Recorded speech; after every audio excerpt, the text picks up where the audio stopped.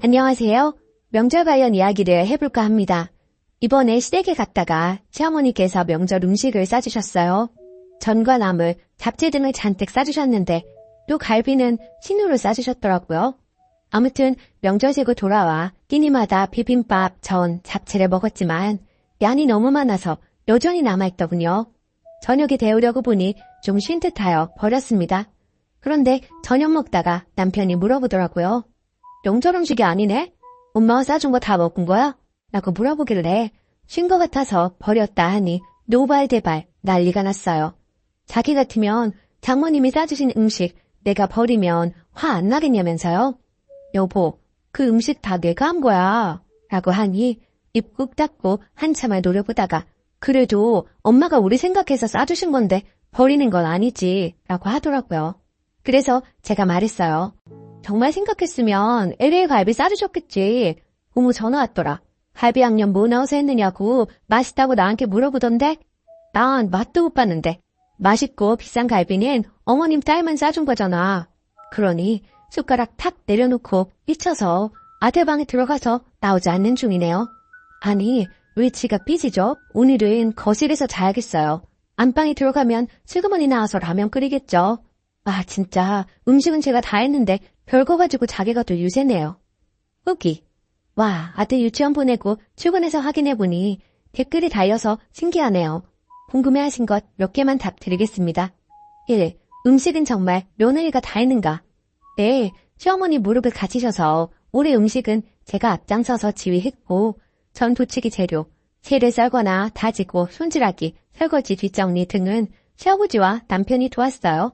어쨌든 제가 거의 다 한 건 맞아요. 평소에도 시어머니가 다 해놓으시고 전 부치는 정도만 하는 편인데 이번에는 좀 예외였습니다. 2. 갈비는 왜 신우만 줬는가? 그러게요. 애초에 그 갈비도 제 가게 거래처에서 보내준 건데 말이죠. 2세트 들어와서 시댁에 하나, 친정에 하나 보냈고 시모도 양가에 보낸 건 알고 계셨어요. 친정에서 먹으라고 일부러 안 싸준 건가 모르겠네요. 금요일 점심쯤 시댁에 도착해서 가족들 싹 동원해서 전을 부치다가 속이 느끼하다며 칼칼한 거 먹다 해서 동태탕 끓여 먹고 명절날 아침에 떡국 먹고 갈비를 구울 틈이 없었거든요. 신우 오면 구워 먹자며 점심 먹고 놀다가 천천히 가라는 거 아침 먹고 친정에 가는 바람에 결국 갈비는 못 먹었습니다. 양이 얼마 안 돼서 이따 신은애 오고 시어머님 오면 양이 부족하겠대서 그런가 보다 했는데 몽땅 신우 싸줄 줄 몰랐네요. 만약 가족들 맛있게 구워 먹었다면 서운하지 않았을 텐데 신우 몽땅 싸줬다니 기분이 나쁘더라고요. 신우가 전화한 건 고맙다고 인사하려고 전화한 거고 맛도 못 봤다는 말에 신우도 깜짝 놀라더군요. 결국 친정에서 실컷 먹기는 했죠. 3. 남편은 라면을 끓여 먹었을까? 어제 글 올리고 소파에 있는데 방에서 슬그머니 나와서 저녁을 먹는 놈만은 했더니 출출하네? 뭐 시켜 먹을까? 라면 끓일까? 이러면서 은근슬쩍 아무 일도 없었다는 듯이 눈치도 좀 살피다가 내일 저녁에 갈비집 갈까? 이러면서 웅둥이로 들이밀더라고요. 짧게 대화하고 사과 받을 거 받고 라면 2개 끓이길래 못 이기는 척 같이 먹고 풀었어요. 사람 사는 게 다 그렇다 싶으면서도 한 번씩 저런 식으로 행동하면 부하가 치미네요. 뭐 저도 가만히 있는 성격은 아니라 그때그때 풀기는 합니다. 저도 일하는 사람이고 밀키트 끓이는 수준의 요리 똥손인데 며느리병 걸려서 요리한다고 검색하고 아등바등 했던 명절이었네요. 그래도 저는 다 같이 도우면서 하긴 했지만 주변의 명절 때문에 스트레스 받는 분들 보면 정말 누구를 위한 명절인가 싶어요. 아무튼 새해 복 많이 받으시고 모두 행복하시길 바라겠습니다. 댓글. 앞으로는 신고 남편만 줘요. 애들이랑 님은 드시지 말고요. 상에서 버린다고 하면 난리쳐서 아빠만 먹는 거라고 하시고 배탈 나봐야 정신 차리죠. 내가 만든 음식 키워서 버렸다는데 포장해준 정성을 생각하라는 건가? 당신이 한 음식이지 쥐 엄마가 사준 음식이지.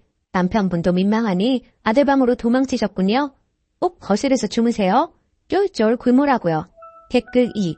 뭐 대단하게 무릎 꿇고 싹싹 빌고 이런 것만 사이다 후기가 아닙니다. 그냥 남편도 미안하다고 사과하고 미안하니 눈치 보며 갈비 먹으러 가자 하고 뭐 그 정도면 된 거죠. 행복하세요. 댓글 3. 저도 시댁에 자주 고기 장만해서 가는데 신우 오기 전까지는 맛 못 봅니다. 반대로 신우가 장만한 것도 우리 도착 전에는 신우도 맛 못 보고요. 몰빵 해줄 때도 있고 한데 시어머니도 그렇게 내 딸만 줄 거야 하는 치밀한 양반이 못 되고요. 이미 일이 너무 많아서 늘 피곤해해서 어쩌다 그럴 수도 있고 알았을 때는 다시 바로 잡으시는 거고 우리 남편도 초창기나 음식 버리나 안 버리나 보더니 내가 신 것도 모르고 먹고 지혜도 주니까 식겁하면서 조금이라도 이상하면 버리라고 난리치더군요. 처음엔 음식 소진하려고 강제 배분했는데 새끼 연속 나물 비빔밥 주니까 하별되더군요. 두 번째 사연. 와이프랑 싸우니 명절에 아들 도리도 못하네요. 명절 관련 글이 많이 올라와서 읽다가 저도 제 얘기를 해볼까 합니다. 전 결혼 10년 차 두 아이 아빠입니다. 이틀 전 와이프가 이번 설날에 시댁에 가지 않겠다고 합니다. 그래서 저보고도 가지 않으면 안 되냐고 하길래 전 그건 아닌 것 같다. 와이프가 그런 마음이 있으면 집에서 쉬어라. 나 혼자 가겠다고 했습니다. 그럼 아이는 데리고 갈 거냐고 묻길래 제가 전날엔 나 혼자 가서 음식하고 물론 어머니 도와주는 수준이죠. 밤에 다시 우리 집에 와서 다음날 아침에 애들 데리고 가겠다고 했습니다. 참고로 1시간 거리입니다. 이렇게 된 이유로는 현재 와이프와 제가 사이가 좋진 않습니다. 몇 달 전 크게 싸운 후 2달 동안 거의 대화가 없었고 지금도 일상적인 대화만 합니다. 그 일상적인 대화도 하도 답답해서 부부상담을 받은 이후부터입니다. 상담사가 하는 말이 전 사회생활 하면서 일의 성과나 업무의 집중으로 스트레스를 풀 수 있지만 여자는 그렇게 하지 못한다고 하더군요. 대화로 풀고 위로를 받아야 한다고 하더군요. 솔직히 일반화의 오류처럼 느껴졌지만 현재 내 옆에 있는 와이프가 실제 그러하니 설득도 되긴 했습니다. 그리고 제가 욱하는 성격이 있어 그런 부분도 와이프한테는 상처가 많이 된다고 하더군요. 그 후로 일상적인 대화를 하는 수준에서 조금은 관계가 회복되었다고 생각했는데 와이프가 명절에 안 가겠다고 하니 이해가 안 되지만 그래도 욱하지 않고 차분하게 알았노라고 했습니다. 그런데 대화를 좀 더 해보니 명절에 안 가는 것은 저와의 문제보다는 시댁의 아버지의 어머니가 문제가 더 크더군요. 얘기들을 하는데 이해가 되는 부분도 있지만 저런 것은 이해해 줄 수 없나? 라는 부분이 분명히 있었습니다. 가령 제 부모님은 시장에서 오랜 시간 장사를 하셔서 말투가 점잖지는 않습니다. 그리고 전형적인 경상도라고 해야 하나? 툭툭 던지는 식이죠. 가령 제가 어릴 때 다쳐서 들어오면 잘한다, 뭐 한다고 아프나, 어휴 이런 식의 표현을 하시고는 늦은 밤 약을 사오시는 식. 배고프다고 하면 싸돌아 다니면서 굶고 다니냐 하시면서 주방으로 가셔서 요리해 주시는 이런 식입니다. 이런 식의 표현이 맞는 것은 아닙니다. 하지만 전 쭉 이렇게 살아와서 척하면 척 이해하는 식이고 와이프는 척하면 척 그 말에 상처받는 경우입니다. 예를 들면 용돈을 30만 원을 드리는데 아버지가 하시는 말씀이 이것밖에 안 되나? 다음엔 더 줘라. 이렇게 하시는 거죠. 전 아버지가 뻘쭘해 하셔서 그런 말을 한다고 생각을 하지만 와이프는 저게 작으면 다음엔 얼마를 준비해야 하나? 라고 스트레스를 받는 거죠. 둘이 있을 때 아무리 그런 의도가 아니라고 해도 이해를 못하고 둘이서 그 주제로 또 싸우게 되죠. 올 초에는 어머님께서 아프셔서 입원한 이후로 제사를 못하게 되었고 제가 아버지께 아버지는 어머니 간호해드려라. 제가 이번 제사는 지내겠다고 했죠. 와이프와 사전 상의한 것은 아니고 전 정말로 시장이나 인터넷에서 음식을 구매해서 하려고 했습니다만 와이프는 그걸 듣고 자기와 상의도 안 했다고 또 싸우게 되었습니다. 그래서 제가 혼자 한다고 신경 쓰지 말라고 했는데 양초와 향을 인터넷 구매한 게 우리 집으로 배송된 걸 보고 이게 뭐야? 양초와 향을 왜 샀어? 제사? 왜 여기서 지내는데? 제사 함부로 옮기는 거 아니야? 라고 하더군요. 이 말의 속뜻은 혹 이번에 옮기게 되면 앞으로도 우리 집에서 지낼 수 있으니 입니다. 아버님 댁에서 지내라고 했고 전 알겠노라고 해서 퇴근 후 부모님이 병원에 계셔서 긴 집이라 혼자 인터넷 음식 받아서 지냈습니다. 이때 저희 어머니가 제가 혼자 하는 것을 모르고 그 전날 와이프에게 음식한다고 고생 많다며 누나는 3시간 거리 지방에 있다고 오지 말라고 했다고 말씀하셨다고 하더군요.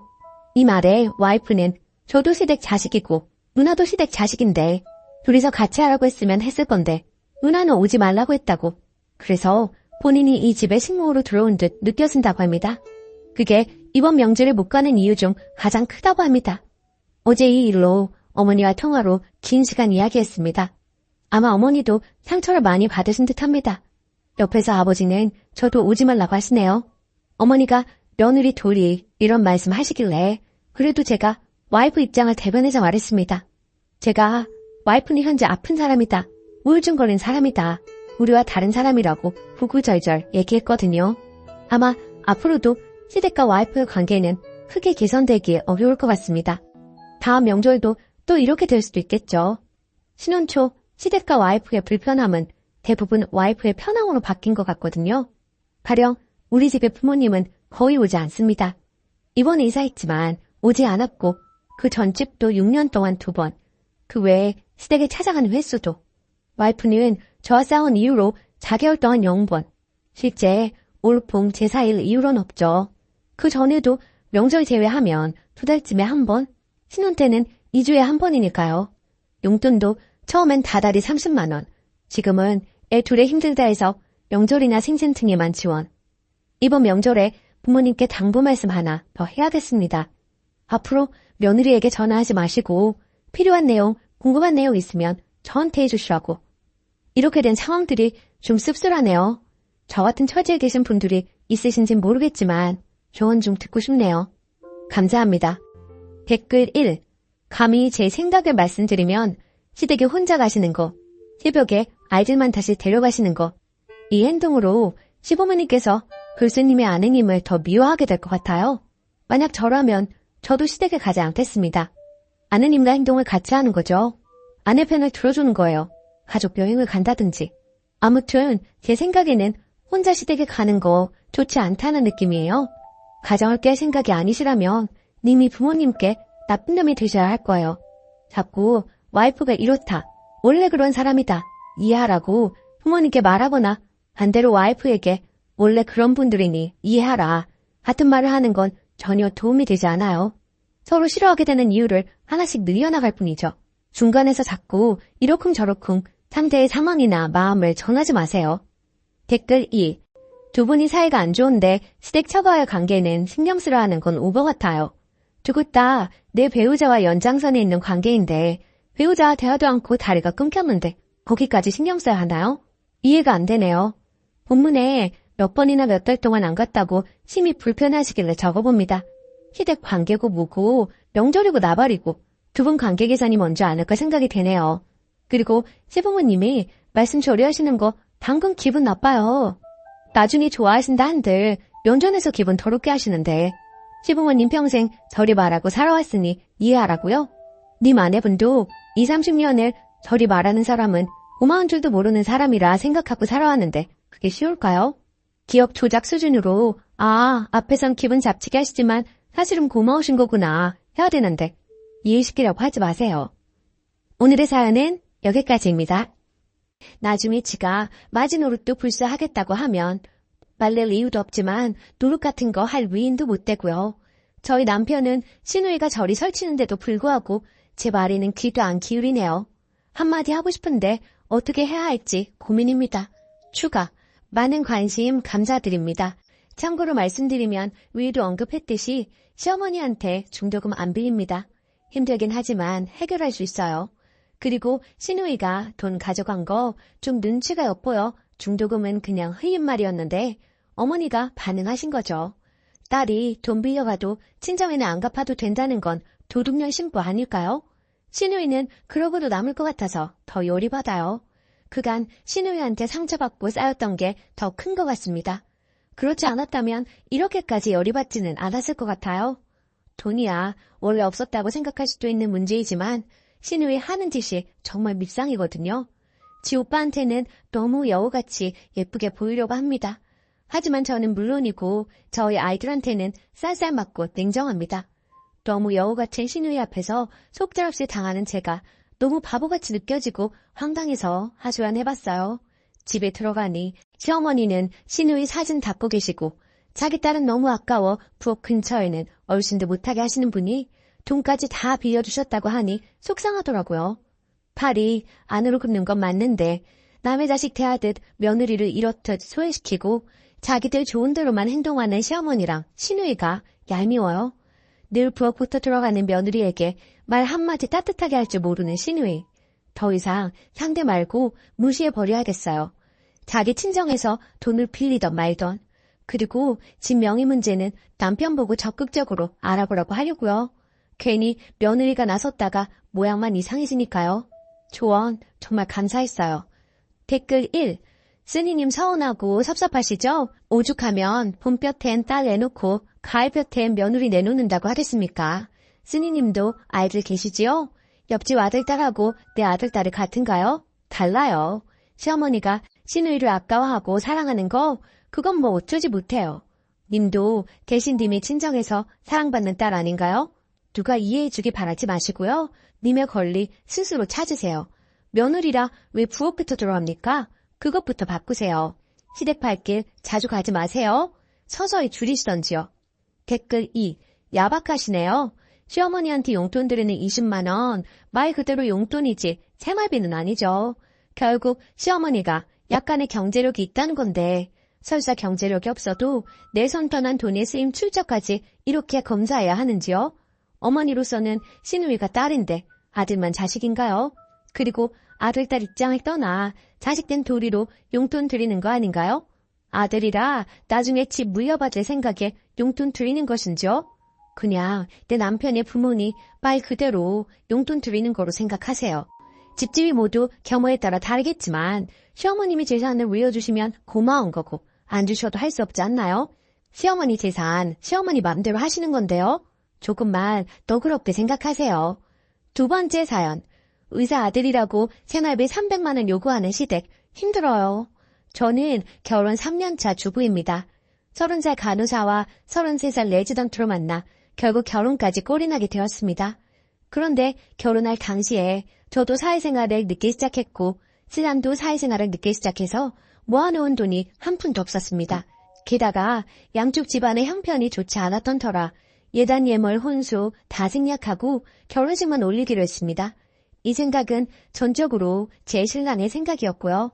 그렇게 결혼을 하고 신랑이 전문의를 따면서 신랑 앞으로 대출을 받아 34평 아파트를 한 채 장만했습니다. 거의 대출을 이용해 아파트를 분양받은 셈이 되겠네요. 그리고 남편의 연봉이 8,500인데 전문직이라 세금이 꽤 많이 떼이는 편입니다. 참고로 저는 신랑의 권유로 일을 그만두고 2세 계획에 전념해 있는 상황이고요. 전적으로 신랑이 받아오는 월급으로 생활하고 있는데요. 그 월급의 50% 이상은 대출 상환금으로 나갑니다. 원금 플러스 이자 포함해서요. 그리고 집을 사면서 승용차까지 사서 할부금이 나가고 있는 상황이고요. 거기에 각종 보험, 세금, 생활비, 적금 등등 게다가 신랑 의대 다닐 때 학비 대출받은 거 장기를 받아서 아직도 남아있습니다. 그거 다 떼고 나면 100에서 150 정도가 남습니다. 그리고 제 신랑의 계획은 시댁의 용돈 70만 원, 절 친정에 70만 원 이렇게 드리려고 했었다고 합니다. 그런데 절 친정 같은 경우에는 넉넉한 형편은 아니지만 아버지가 공무원이셔서 두 분 먹고 사시는 데는 지장이 없기에 저희 형편에 맞춰 용돈을 30만 원으로 줄이자고 했고 얼마 전까지만 해도 우리 집 30만 원, 시댁 70만 원 이렇게 용돈을 드리고 있었는데요. 이번 시어머님 생신 때 시어머니께서 저희 신랑을 안방으로 부르시더니 다른 의사 가진 부모님은 예단에 지참금까지 받는다던데 우리들은 뭐냐? 그런 거 하나 받은 거 없고 완전 꽁으로 결혼을 했어. 용돈이라도 한 달에 300만 원 줘라. 그래야지 원 이거. 저희 신랑도 월급 받으면 뻔히 어디로 들어가는지 잘 알고 있었기에 착잡했었고요. 그리고 이번 달 시부모님 용돈 보내드리던 날짜에 도저히 300을 맞출 수가 없어서 일단 100만 원을 보내주었더니 다시 저희 통장으로 재송금을 하셨더라고요. 그걸 알게 된 신랑. 화가 났는지 바로 시댁으로 전화를 하더라고요. 유목조목 설명시켜 드리더라고요. 앞으로 연봉 협상이 더 잘 되면 그때 300으로 용돈 드리겠다고 사정 아닌 사정을 하고 이해를 시켰고요.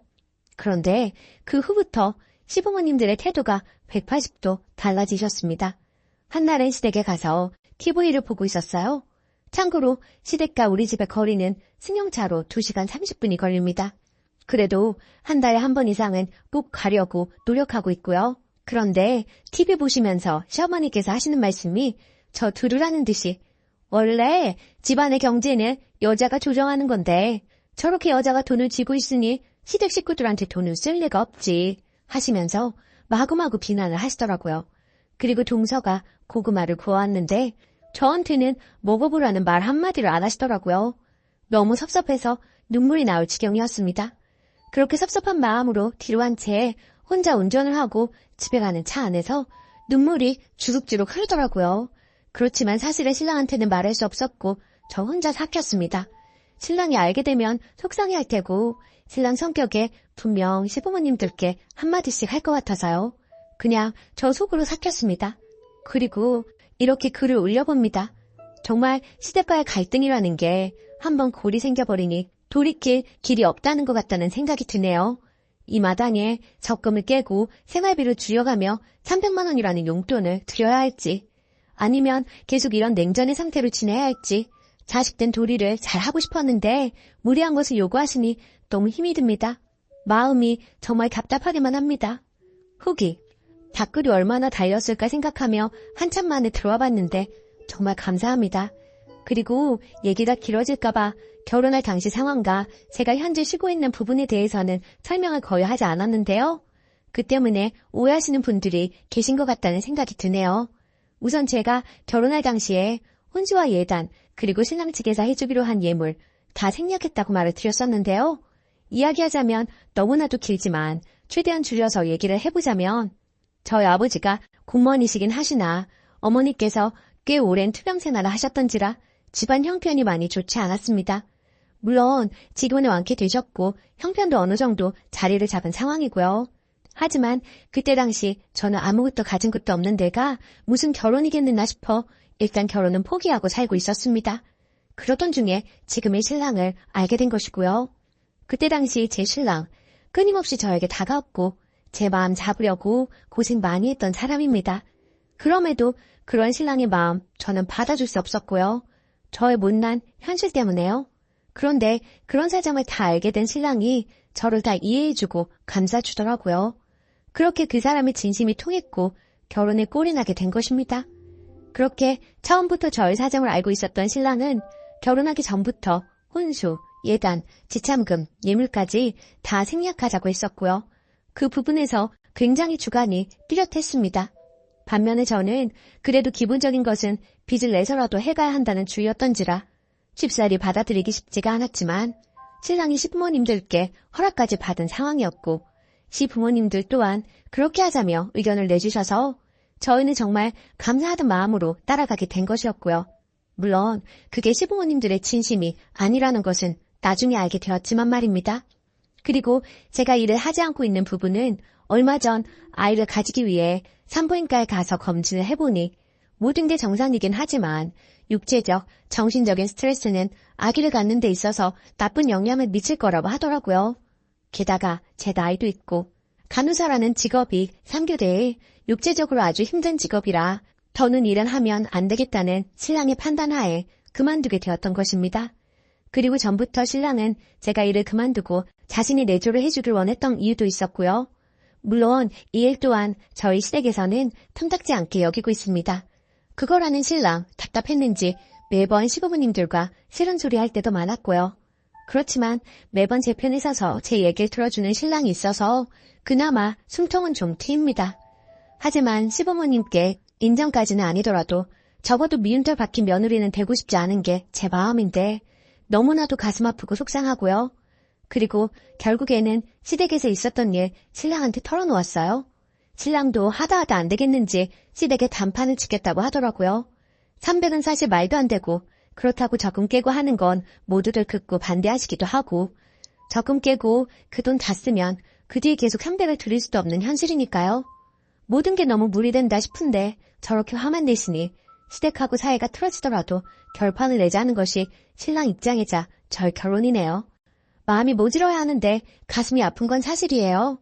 시부모님 공경하면서 잘 살고 싶었는데 뜻대로 되지 않네요. 모든 조언 감사합니다. 답글 써주신 분들께 감사드립니다. 댓글 남편분에게 말하는 게 좋을 것 같아요. 혼자 삭히면 그게 병이 됩니다. 저도 한 달에 생리 벌어오는 돈 160 가지고 생활을 하는데요. 이래저래 시댁에서 돈이 없네, 뭐가 필요하네, 이래서 들던 적금마저 깨서 해드리려고 하니까 이제 자연스레 그런 얘기를 하십니다. 한 번 했던 행동이 이제 버릇이 되어서 저희는 땅 파면 돈 나오는 기계인 줄만 아세요. 그러니까 절대 적금 같은 거 깨지 마세요. 저처럼 후회하시지 마시고요. 얼마 되지 않은 적금이었지만 깨고 나니까 적금 다시 넣기가 힘들어지더라고요. 님 글을 읽고 울컥했습니다. 약간 저와 비슷한 처지이신 것 같아서요. 님 힘내시고요. 남편분과 이야기를 해보세요. 자식들이 부모 돈 벌어다주는 기계는 아니잖아요. 또 아예 생활비 같은 거 안 드리는 것도 아니고 친정보다 더 드리고 있는데 왜 그렇게 욕심이 많으신지 모르겠네요. 동서한테는 이렇게 바라시지도 않으시죠? 전 시부모님이 형님한테 안 바라시거든요. 그 등살에 저만 죽어나고요. 유산기에 조산기에 있다고 해도 저만 죽어라 부려먹고 돈과 필요한 물건 있음 저한테만 연락하더이다. 저처럼 이렇게 살지 마세요. 댓글 2. 죄다 무개념 아닌가요? 집 좀 작은 데 살고 차가 꼭 필요한가요? 돈 없으면 걸어다니고 적당히 있으면 버스 타고 다니면 되는 거지. 무리하게 집 큰 거 사고 차 사고 그렇게 살아야 하나요? 작은 평수에 대중교통 이용했으면 홀락했구만. 그리고 우리 부모님은 내가 돈 드려도 도로 주시면서 항상 하는 말이 돈 줄 생각 말고 돈 빌리거나 오지 말라고 그러시면서 돈 가져오지 말라고 하던데 그 시댁은 진짜 개념이 없네요. 오늘의 사연은 여기까지입니다. 안녕하세요. 저는 3남매 중 중간이고 저만 여자고 오빠와 남동생이 있어요. 우선 저희 3남매 모두 40대 이상이고 막내 동생이 결혼한다고 여자를 데려왔던 시점에도 오빠와 전 결혼한 상태였습니다. 벌써 10년이나 된 이야기고 그때 남동생이 30대 초반 3살 연하 여자를 데려와서 결혼한다고 했는데 그 여자분 집안도 잘 살고 인사 오래 얼굴도 예뻤고 회사도 괜찮았던 걸로 기억해요. 반면 저희 남동생은 중소기업 다니고 키 빼면 얼굴도 별로고 단지 결혼할 때 준다는 강남 변두리 아파트 하나 빼면 진짜 조건이 비로했다는 게 객관적인 사실이었어요. 아파트도 21평에 작고 오래된 아파트였어요. 그런데도 우리 부모님은 상견례까지 하고 갑자기 강남 아파트 세입자 핑계를 대고 거짓말하시며 동생 내외를 데리고 1년만 산다고 아득바득 우기더니 결국 둘을 파혼하게 만들더라고요. 그런데 하도 남동생이 죽는다고 매달리니까 그 여자분이 마음이 약해져서 다시 잘해볼까 하는 마음으로 노력하려는데 또 저희 어머니가 전화해서 말도 안 되는 소리를 하셨나 봐요. 내가 너희들이 또 싸울지 어떻게 하니? 네가 나한테 믿음을 줘야지 내가 허락을 해주지. 10년 동안 나한테나 아들한테 잘하는 모습을 보여주면 그때 아파트에 들어가서 살게 해줄 거다. 강남 아파트는 아무나 있는 줄 아니? 요새 젊은 사람들 하우스푸어라고 해서 은행에서 집 빌리고 젊음 다 바쳐가면서 집 가주려고 하는 거 알지? 너희는 얼마나 좋니? 하시며 얼토당토하는 소리를 하시고 그 전에는 원룸이나 임대아파트 살라고. 근데 그것도 불가능한 게 남동생은 모아놓은 돈은 없지만 그 여자분은 증여받고 본인이 모은 돈이 그 당시에 4억 정도 넘나? 그래서 임대아파트도 못 들어가는 상황이었어요. 떡하니 아파트 한 채 가지고 있는 여자한테 그 필요한 아파트 하나 들이밀며 협박 아닌 협박을 하던 저희 엄마였죠. 그래서 금융재산 내역까지 떼와서 이만저만 해서 힘들다 어쩐다 하니까 그럼 그 돈으로 집 얻어서 10년 이상 애 낳고 알뜰하게 사는 모습 보여주면 인정하겠다고 그러다가 결국 여자분이 친정부모님 생각해서 포기하겠다고 했어요. 전화번호까지 바꾸고 남동생과 헤어졌는데 남동생하고 연락할까봐 저희 엄마가 먼저 전화번호 바꾸라고 하셨다네요. 그 뒤로 당연히 남동생은 폐인돼서 그나마 다니던 중소기업도 때려치우고 술 마시고 빚 만지고 엉망진창으로 살기에 10년간 집에서 그 빚만 갚아준 게 거의 1억입니다. 그나마 그때 다니던 회사 계속 다녔으면 지금쯤 300 이상 벌고 있었을 텐데 아직도 200 조금 넘게 받아서 매일 술 먹고 빚지며 하루하루 희망 없이 살고 있습니다. 반면 그 여자분은 시집가서 아기 낳고 매우 잘 살고 있다고 하더라고요. 당연히 그럴 만한 게 10년 전에도 결혼할 때 4억이나 해오려는 여자였는데 그때 당시 강남 변두리 아파트 가격 4억 조금 넘었거든요. 시집갈 때 엄청나게 잘해가서 몇백 억대 집안으로 갔는데도 엄청나게 시댁에서 예뻐하고 잘 산다고 남동생이 건너 들었다 하더군요. 결국 남동생만 아직 결혼도 못하고 애도 없고 돈도 못 모으고 직장도 변변치 않은데도 우리 부모님은 아파트값 올랐다고 정신 승리하는데 제가 기가 막혀서 한마디 했어요. 걔는 시집갈 때 10억도 넘게 해갔다는데, 그리고 시집간 집안은 몇백억대 집안이고 걔네 친정이 우리 집보다 잘 사는데 아파트값 오르는 게 대수겠어? 남동생이랑 그때 결혼이나 잘 시키지 라고 했다가 집안 재산 호시탐탐 노리는 큰오빠랑 부모님께 뒤지게 욕먹고 손절 당할 뻔했네요. 아니, 제 말 틀린 거 있나요?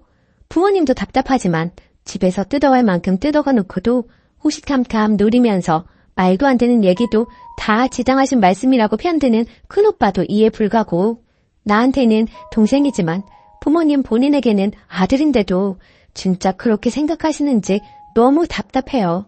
추가, 저희 부모님 거주 중 서울 3층 단독주택 거주층 빼고 월세 받음, 시골 땅세 받음, 연금으로 사실만 합니다. 저랑 오빠는 지원 많이 받아서 남동생 목으로 작은 아파트 해놓은 것이라고 자주 이야기했으나 결정적으로 결혼한다고 하니 파투 낸 거고요. 그리고는 그 후로 현재까지 아파트 가격 조금씩 오를 때마다 팔고 현금 넣어두고 쓰시라고 큰오빠가 부모님 꼬시는 중입니다. 저는 그러면 부모님 세금 부담 늘고 진짜 막내가 장가가 된 묵하든 집 한 채는 온전히 해줘야 하는 거 아니냐고 반대했어요. 솔직히 우리 집안 장남 우쭈쭈 하는 집안 맞고 그 장남이 좀 양심 없는 것도 맞습니다. 큰오빠 결혼할 때 서울 아파트 30평대 사주셨어요. 조카 낳고 이사 갈 때 몇천에서 1억가량 여러 번 지원해 주셨고요. 심지어 큰오빠 처가에 집 없다고 인천에 빌라를 사주었는데 지원 당시 8천만 원이었습니다. 저 시집갈 때 2억가량 혼수 집값 보태라고 지원해 주었고요. 아무튼 남동생이 좀 안쓰러워요. 얼른 정신 차리고 남동생도 제대로 살고 결혼도 하고 그랬으면 좋겠는데 희박해 보이네요. 누나로서 안타까운 마음이 들다가 문득 생각나서 글 적어봅니다. 댓글, 이 집은 부부가 원수로 만난 게 아니라 부모와 자식이 원수로 만났네요. 근데 웃긴 건 둘째, 셋째가 부모와 인연을 끊어도 첫째가 부모에게 원수 갚아줄 것 같아요. 요리조리 돈 다 빼먹고 나면 먹튀할 것 같아 보이는데요. 댓글 2. 장남은 장남이라고 대접받고 님은 하나뿐인 딸이니까 그래도 챙김 받은 것 같고요. 막내 아들이 안 아픈 손가락인가 보네요. 아들, 딸 낳고 나니 안 아쉬운 아들이요. 부모님 혼내지 마시고 님이 측은지심으로 설득해 보셔요. 우리 응능이 불쌍하지 않느냐 이런 식으로요. 오히려 그런 게 부모님께 먹힐 수도 있어요. 님도 오빠한테 재산 뜯긴 부모님 떠맡지 않게 조심하시고요. 두 번째 사연. 좋은 시어머니인 줄 알았는데 간섭이 너무 심하네요. 안녕하세요. 염치 없지만 얼굴도 모르는 분들께 고견 바라며 글 써보겠습니다. 저는 비혼에 가깝게 살다 결혼한 지 2년 반이 되었습니다. 그 사이에 아가도 한 명 낳았고 현재 생후 50일 넘어갑니다. 시가 구성원은 시아버지, 시어머니, 그리고 남편 아래로 9살 차이 나는 시누이가 있어요.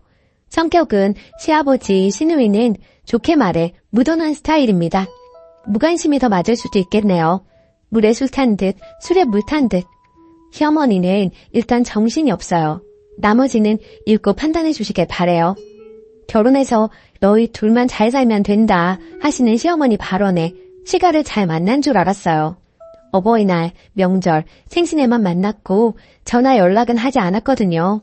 주변에 연락 스트레스가 있었던 기혼자들이 많았기 때문에 정말 난 시댁을 잘 만났나 보다 생각하게 됐어요. 또 남편 말로는 시어머니가 저를 어렵게 생각하신다 해요.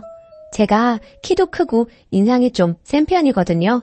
신혼 때 제가 출근해서 집에 없는 사이 시어머니께서 몇 번을 집 청소해놓고 가시길래 정말 깜짝 놀랐어요. 결국 남편 잡고 불만을 토로했죠. 회사 남자 직원들한테 고민 토로했더니 저를 놀리더라고요. 남자 직원들조차 이해 못하는 그런 상황이었던 거죠. 시어머니는 남편이 결혼 전 자취할 때 그렇게 하고 가셔서 남편은 처음에 기분 나빠하는 나를 이해하지 못하다가 제가 이해시키고 또 이해시켜서 결국 시어머니 못 오시게 했어요. 나중에 친가친척 결혼식 때 만났는데 식사하다가 다른 친척에게 본인 울었다고 말씀하시더라고요. 그 이후로 조용히 살았어요. 그런데 문제가 또 발생했습니다. 제가 출산하면서 아기 낳으러 집 비운 동안 남편이 시아버지께 욕실의 세면대 고장난 부분을 고쳐달라고 부탁했고 저도 세면대만 고쳐 놓았을 거라 생각했어요. 시어머니가 시아버지께서 우리 집 간다 하니 따라오셨나 보더라고요. 그런데 집에 와보니 시어머니가 서랍장을 사다 놓은 거예요. 솔직히 거지 같진 않지만 딱 봐도 중고이고요. 원래 쓰던 서랍장은 망가뜨려 놓아서 복도에 나와 있고 쌀 넣어놓는 가구 위치도 바꿔놓고 싱크대랑 욕실에 처음 보는 수세미들이 있고 찬장엔 처음 보는 믹서기가 있었는데 집에 처박혀 있던 것 같은 사용감이 있고 조금 더러운 중고였고요. 또 그릇들도 있었는데 믹서기와 같은 상태였고 새 것 아니었어요. 바디워시를 다른 두 제품을 한 통에 섞거나 용기 겉면에 매직으로 바디워시라고 써놓았더라고요. 저는 제가 없는 동안 집 인테리어가 바뀔 정도의 변화는 예상도 못했고 남이 쓰던 것 같은 상태의 물건들을 쓰고 싶지도 않았어요. 남편이랑 결국 또 싸웠어요. 위에 언급한 것들 볼 때마다 우라통이 터지고 안 그래도 출산은 모든 것이 처음이라 어렵고 신생아라 저는 좀비 상태로 지낸다고 힘든데 그것들이 보일 때마다 울분이 올라오더군요. 어찌저찌 그냥 버티면서 지내다가 아기는 한번 보여드려야겠다 싶어 어느 날은 초대를 했어요. 집에 들어오자마자 18리터 정수기 통을 주시며 여기다 쌀을 넣어둬라 그래야 벌레 안 생긴다 하시고 샤워 수건을 주면서 이거 긴 거다 목욕할 때 이걸로 씻어라 멸치 액젓을 주면서 이거 김치찌개에 넣으면 맛있다 등등 정신없이 속사포처럼 쏟아내시더라고요. 정말 표정 관리하느라 힘들었어요. 아기를 한 번씩 안겨드리고 잠깐의 대화를 나눴어요. 아기가 잠이 들고 방에 누이고 배달한 음식이 도착했고 먹으려는 찰나 아기가 깨서 울어서 제가 아기를 재우러 방에 들어갔어요. 아기가 낯선 사람들이 와서인지 잘 못 자더라고요. 거실에서 시끄럽게 하기도 했어요. 방 안에 들어가 있으니 시어머니가 찬장도 열고 그릇이 어쨌니 냉장고도 열고 남편한테 본인이 한 된장찌개 먹었니 하면서 살림을 다 건드리더라고요. 정말 나가서 싸울 뻔했어요. 여하튼 참고 시가 식구들은 가고 남편이랑 또 싸우게 됐지요. 남편이 시어머니께 못 오게 한다고 전화 건다 하더라고요. 통화로 남편이랑 시어머니랑 엄청나게 싸웠어요.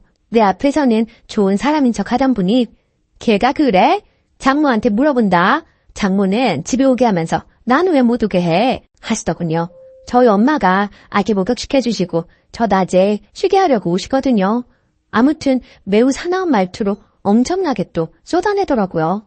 수화기 너머로 들리는 그 소리 때문에 정이 완전히 사라졌어요.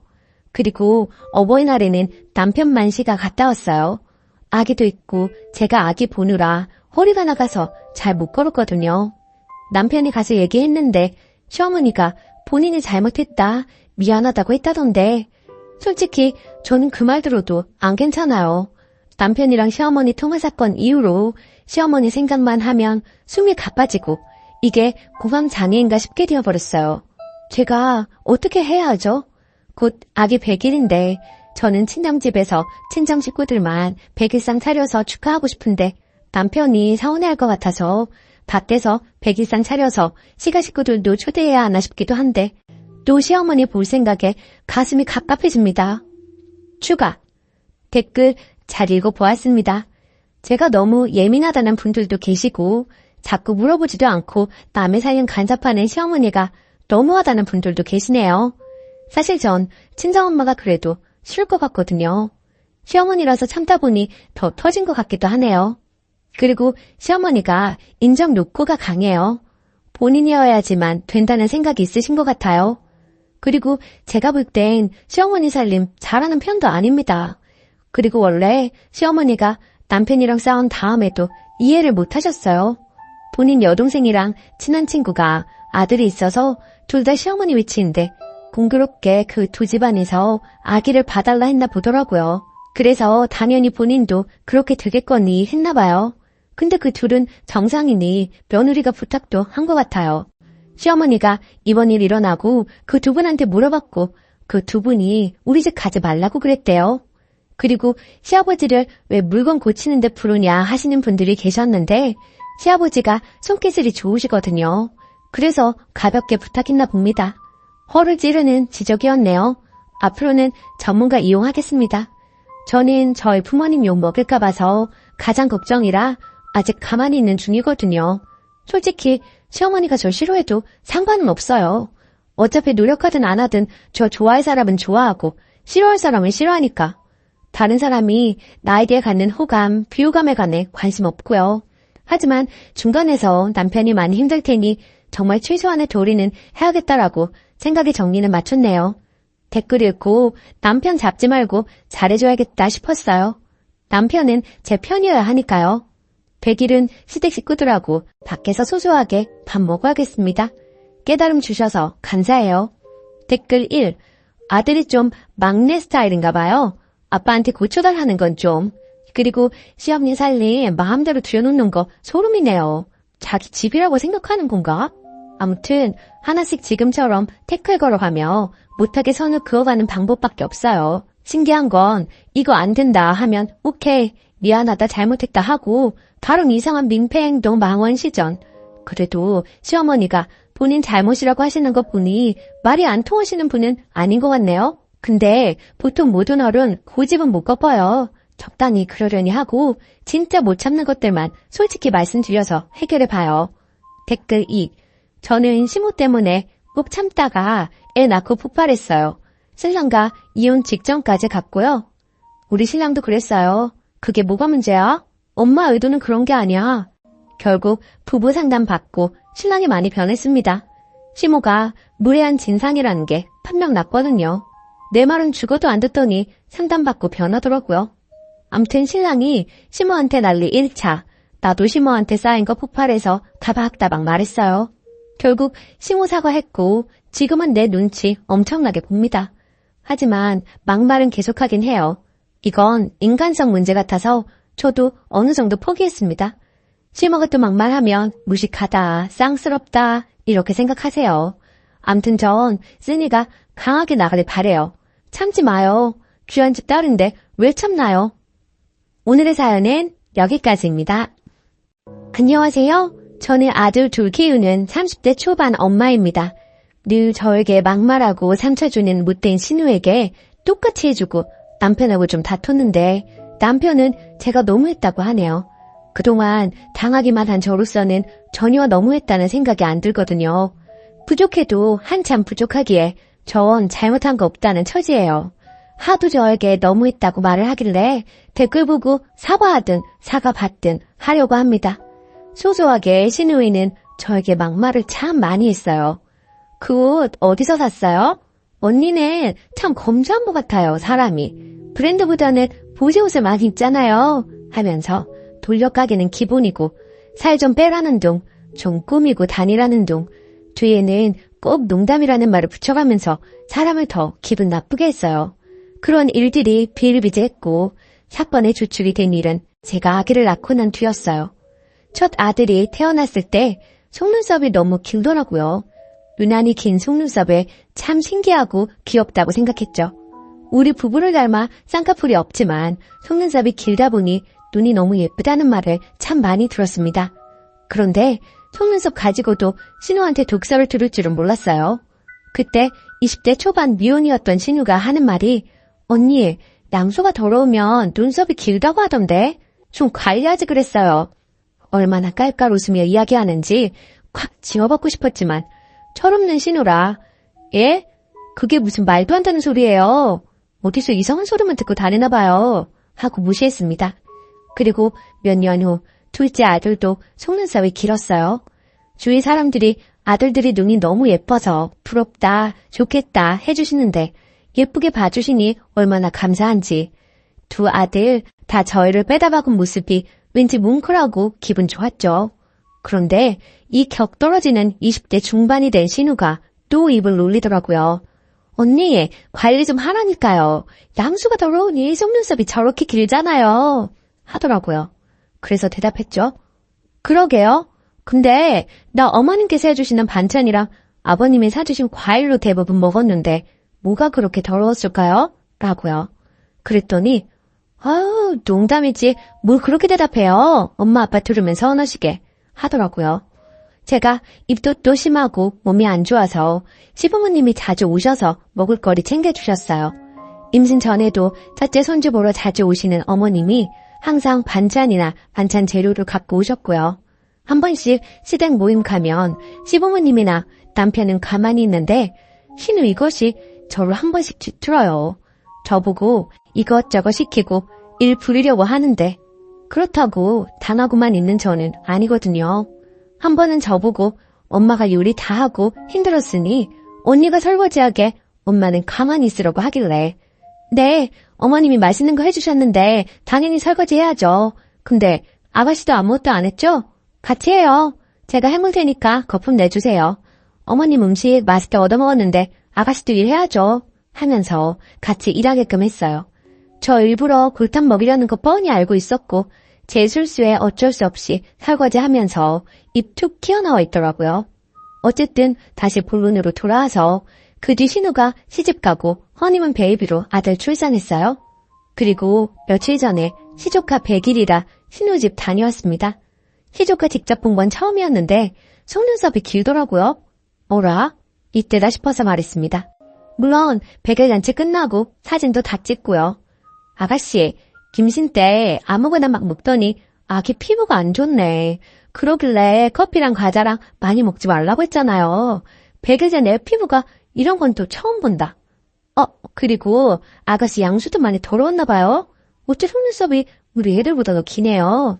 난 또 아가씨는 관리 잘할 줄 알았는데 헛똑똑이네. 그랬더니 갑자기 우네요. 그래서 또 이야기했어요. 농담인데 왜 울어요? 우리끼리 그런 농담쯤은 할 수 있잖아요. 그랬더니 펑펑 울어요. 달래줄 마음도 없고 계속 울고 투덜대는 거 듣기 싫어서 빠르게 점심 먹고 집으로 왔습니다. 그랬더니 남편이 저에게 막 뭐라고 하네요. 결국에는 남편과 말다툼을 했습니다. 아까 말이 너무 심하잖아. 100일 된 아이 예쁘다는 말만 해줘도 모자란데 그게 뭐냐? 혹시 그때 한 말 아직도 마음에 담아두고 그러는 거야? 철없는 애가 한 말을 그냥 넘기고 말지 뭘 또 똑같이 갚아주려고 하냐? 하더군요. 늘 아가씨가 농담이라고 하는 말에 비수 꽂혀가며 살았어. 똑같은 말 대갚아줬을 뿐인데 그게 펑펑 울 일인가? 난 남한테도 막말 잘하길래 본인은 상처 안 받을 줄 알았지. 아, 그래서 똑같이 하니 속 시원하냐? 그냥 넘길 수도 있잖아. 꼭 그렇게 울려야 해? 무슨 말도 안 되는 말 하면서 애한테 상처를 줘. 양수 더러우면 속눈썹 길다는 거 네 동생한테 배운 거야. 잊고 있다가 조카분이 생각나서 한 말이야. 농담인데 왜 우냐? 네 동생은 그런 농담 해도 되고 나는 왜 안 되는데? 그랬더니 그 뒤로는 할 말이 없는지 한숨만 푹푹 쉬고 결국 지금은 냉전입니다. 이거 제가 속이 좁은 건가요? 저는 할만하니까 했다고 생각하거든요. 후기. 남편에게 댓글들 다 보여줬어요. 처음에는 댓글들이 칼날이 되어 자기 마음에 박히는지 더 화를 내더니 하루 지나서는 자기가 대신 사과한다고 미안하다네요. 자기는 자기 동생이라 워낙 툭툭 내뱉는 말에 익숙해져서 상처라고 생각을 못했는데 대신 사과한다면서요. 그래서 신우가 그동안 했던 험한 말들 사과하기 전까지는 저는 신우 만날 생각이 없다고 본인도 자기가 한 말인 걸 잘 알 텐데 내 사과 기다리지 말고 스스로 사과한다면 그나마 가족의 정으로 용서해주겠다고. 근데 스스로 사과할 마음이 없으면 인간이 덜 된 거라고요. 남편도 신우랑 자리 만들지 않겠다 하며 알겠다 하네요. 그동안 작은 독설들은 받아치거나 참으면서 넘어갔는데 이번 일로 저도 대놓고 싸우고 똑같이 해줘야겠다 싶었어요. 속이 좀 시원하더라고요. 아무튼 조언 모두 정말 감사했습니다. 댓글. 완전 잘하셨어요. 확인사살 해줘요. 조제 가졌을 때는 관리 잘하라고. 남편은 남의 편이라 그래요. 그냥 깡그리 무시해줘요. 댓글 2. 그 신우 정말 어이없네. 고작 한 번 듣고 울어요. 님은 2번씩이나 똑같은 말을 들었는데 남편분은 어디 머리가 고장나셨나? 본인이 남편으로서 저런 말 둘째 때는 하지 못하도록 제 동생 관리를 했어야 할지. 더러운 건 양수가 아니라 신우 주둥이구만. 2번째 사연. 저희 엄마와 잘 지내는 줄 알았는데 아내가 이혼하자네요. 안녕하세요. 너무 답답한 마음에 글을 올립니다. 아내에게도 보여줄 생각으로 솔직하게 쓰겠습니다. 결혼해서 이제 돌된 아기를 키우고 있습니다. 아내와 결혼할 때 양가에서 반반 지원받았고 아내는 모아둔 돈이 5천만 원 가량 있었고 저는 모아둔 돈이 없는 상태였습니다. 이 부분에 대해 늘 아내에게 미안하게 생각합니다. 결혼하고 맞벌이로 생활하다가 아내가 임신하며 일을 관두고 결혼하고 경기도로 거처를 옮기는 바람에 주변에 아무도 없고 양가 도움밖에 먼 거리라 아내 혼자 육아중입니다. 아내는 결혼하고 친구를 만난 적도 손에 꼽고 아기 태어나고는 외출을 아예 안 합니다. 제가 주말에 나가서 친구들과 시간 보내라 해도 주말엔 가족과 시간 보내고 싶다며 나가질 않습니다. 본인을 위한 건 아무것도 사질 않고 항상 제 것과 아기 것만 사길래 옷 좀 사자고 밖에 데리고 나가도 눈요기만 하고 돌아옵니다. 출산 선물로 명품 가방 사준다 골라보라 해도 그런 건 나중에 여유 있을 때 사도 늦지 않다고 이야기합니다. 결혼 전 화려하고 꾸미는 거 좋아하고 친구도 정말 많은 사람이었는데 결혼 출산으로 모든 것이 바뀌었는데도 힘든 내색 없이 매일 행복하다는 사람이기에 저도 너무 행복했고 문제가 없을 줄 알았습니다. 이런 아내가 아주 고마워 정말 잘했고 잘하려고 노력했습니다. 출산했을 때 비싼 곳은 싫다는 아내에게 제발 이번만 내 말 따라달라며 비싼 산후조리원을 잡았고 아기 태어나고는 친구 만난 적 한 번도 없습니다. 아내도 그런 제게 늘 고맙다고 했습니다. 그런데 이번 주 월요일 퇴근하고 돌아왔는데 분위기가 심상치 않았고 아내가 할 이야기가 있다고 하더니 이혼을 하고 싶다고 하더군요. 저는 갑자기 그게 무슨 소리냐 물었고 아내는 전날 일요일 제 가족과 식사했던 상황을 이야기하며 더 못 참겠다고 얘기했습니다. 결혼하고 아내는 저의 부모님의 막말로 힘들어했습니다. 저는 평생을 그런 집에서 자라왔기에 크게 신경 쓰지 못했던 게 있습니다.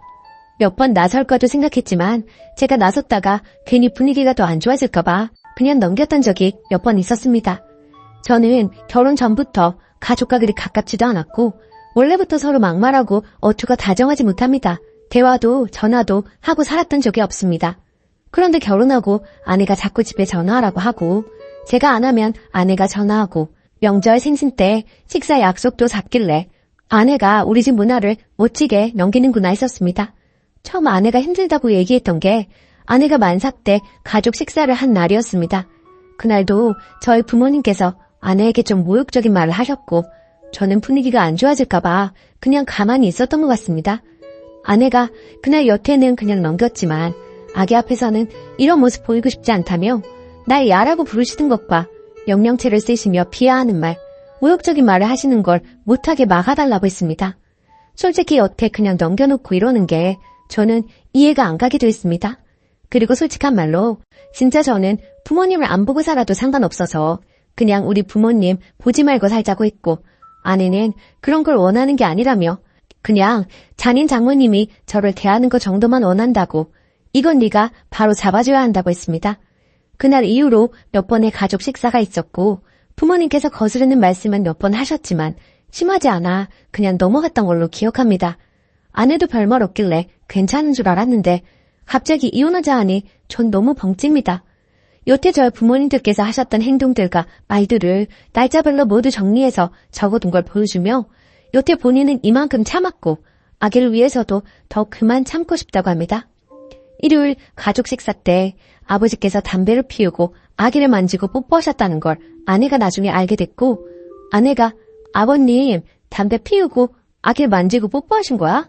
물었을 때 제가 응, 손 씻고 내가 봤어 라고 했을 때 아무 말 없길래 그냥 넘어가는 줄 알았습니다. 그런데 자기는 그날 마음이 식었다고 합니다. 제가 아무리 울고불고 매달려도 제가 울면 안아주고 같이 울던 사람이 표정 하나 없이 당장 이혼이 힘들면 별거하며 생각할 시간을 갖자고 합니다. 솔직히 전 부모님이랑 영 끊어도 상관없습니다. 결혼 전에 저는 정말 불행했어요. 결혼하고 이제야 행복해졌는데 제가 왜 우리 부모님 때문에 이런 일을 겪어야 하는지 정말 너무 아내를 붙잡고 싶습니다. 제발 아내를 잡는 방법을 알려주세요. 후기. 여러분들의 조언을 통해 그동안 제가 얼마나 잘못했는지 궁극적인 문제는 저에게 있다는 것을 절실히 깨달았습니다. 아내는 단호한 성격으로 한번 마음먹으면 잘 변하지 않기에 결국 저희는 별거를 했었습니다. 2개월가량 하게 되었고 그동안 아내에게 매일같이 편지 쓰고 마음을 돌리려고 노력했어요. 그리고 아내에게 앞으로는 절대로 이런 일이 없을 것, 이윤을 제외한 모든 걸 아내가 원하는 대로 할 테니 한 번의 기회를 더 달라고 했습니다. 그래서 결국엔 다시 합치게 되었고 시댁과 만남 횟수와 시간을 줄여서 최소한 교류를 하기로 했고 혹시나 또 부모님이 잘못된 언행을 하시면 적극적으로 제가 해결하기로 했습니다. 정말 이혼을 했으면 어쩔 뻔했나 너무 아찔하고 무서웠네요. 한 번의 기회를 더 얻었으니 이제부터는 더 아내의 말에 귀 기울이겠습니다. 정말 감사합니다. 댓글: 부모 앞에서 아무 말도 못할 수는 있는데 그게 반복되는 순간 아내를 어떻게든 부모와 떼어놓았어야 해요.